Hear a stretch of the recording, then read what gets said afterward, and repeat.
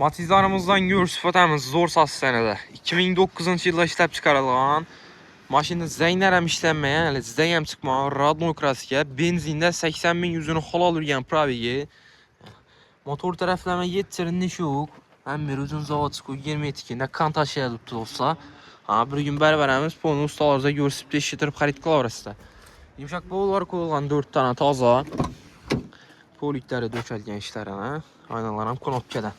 Hə dostlar, yeşinteylərimizin zavatçıqı 22-də tuttu. Radno kraska. Salonları 2009 yıl. Hem bir radno durdu.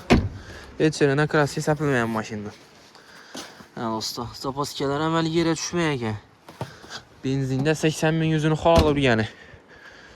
Bugün bərabərəmiz polni ustalarca görsüb eşitir bal arasında 2009 yıl.